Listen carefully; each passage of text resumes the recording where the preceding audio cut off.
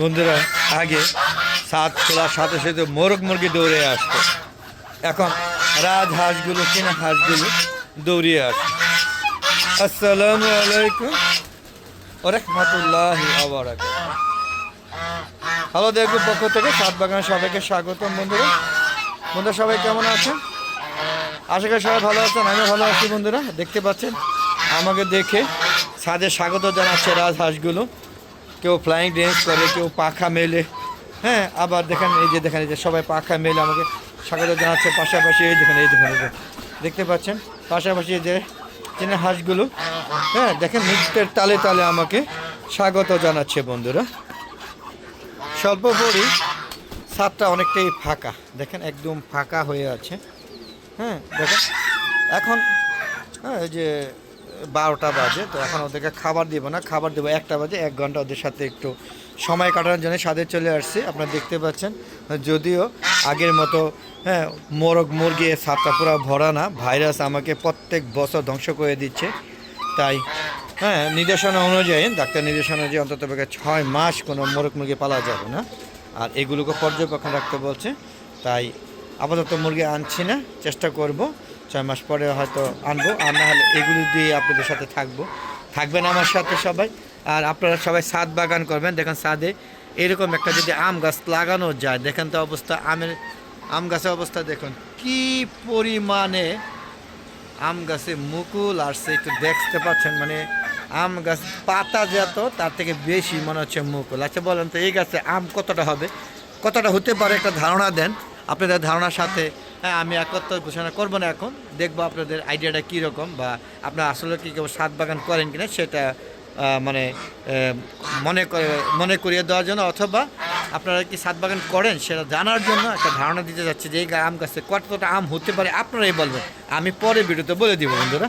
আর দেখুন এটাকে এবার মজবুত করে দিয়েছে, যেহেতু এটা একটা ভালো জাতের আম গাছ, হ্যাঁ এই জন্য।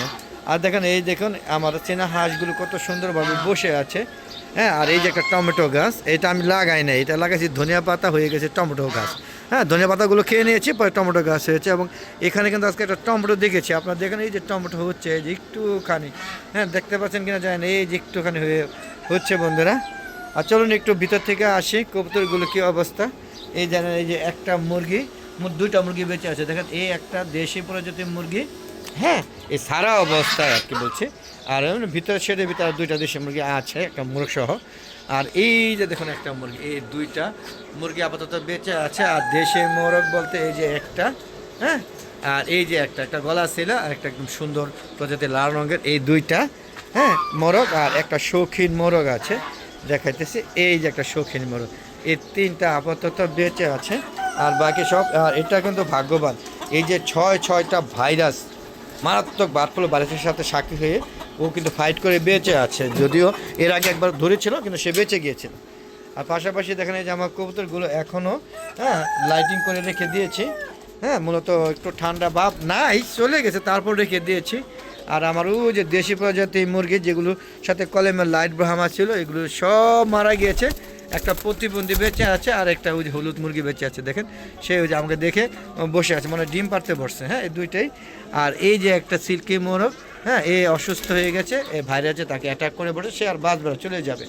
হ্যাঁ এই যে দেখুন আমার কবুতরগুলো দেখেন সবার, মানে প্রত্যেকটা শেডের ভিতরে কিন্তু বাচ্চা আছে। দেখেন এটা অলরেডি ডিম পাড়ার জন্য মুরগি বাচ্চা বসাতাম, সেই জায়গায় অলরেডি আশ্রয় নিয়েছে, ডিম পারবে।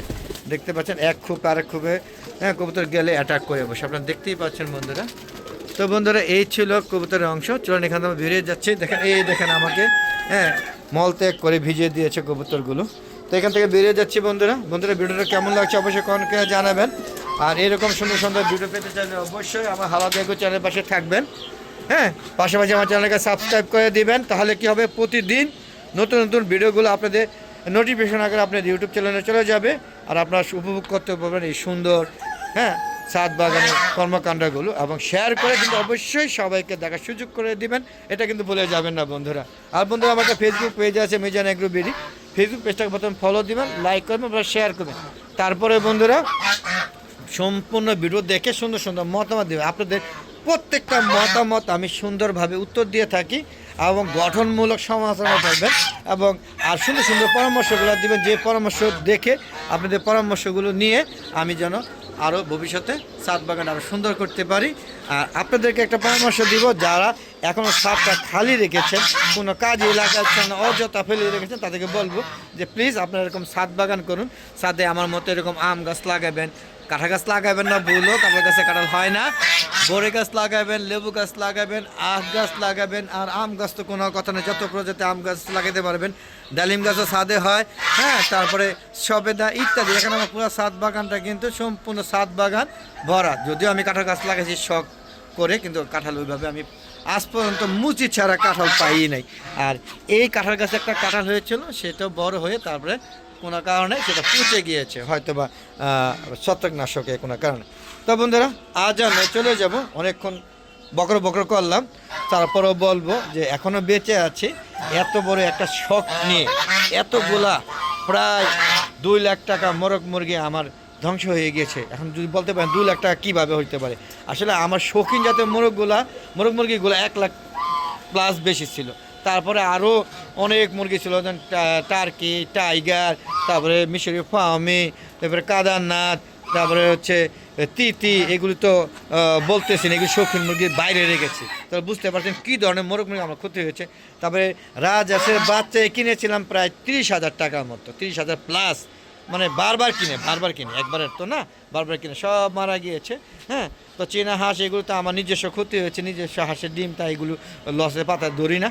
তো বন্ধুরা, আজ আর নয়, অনেক কথা বললাম, চলে যাচ্ছি। যাওয়ার আগে সবার সুস্বাস্থ্যতা কামনা করে আমি আমার ভিডিও শেষ করছি। সবাই ভালো থাকবেন, সুস্থ থাকবেন, নিরাপদ থাকবেন, আর বেশি বেশি আমার ভিডিওগুলো দেখবেন।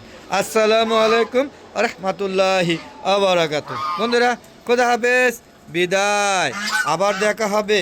আর প্লিজ আমার চ্যানেলের সাথে থাকবেন, শেয়ার করে সবাইকে দেখার সুযোগ করে দেবেন।